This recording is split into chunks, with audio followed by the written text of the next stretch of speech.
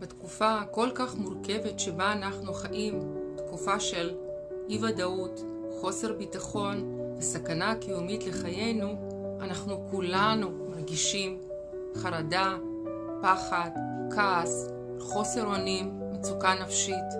ואני רוצה להגיד לכם שזה בסדר גמור להרגיש את כל הרגשות האלה.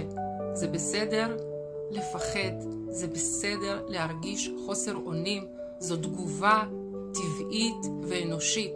זו תגובה הכי נורמלית למצב הכל כך לא נורמלי שבו אנחנו חיים.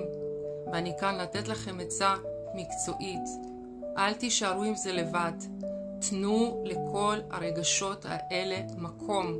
תנו להם ביטוי, ואם יש צורך תפנו לעזרה מקצועית. אחרת אם תדחיקו את כל הרגשות האלה, הם עלולים להופיע בצורה הרבה יותר חמורה בשלב מאוחר יותר על ידי סימפטומים של מצוקה פיזית או נפשית. אל תגיעו למקום הזה.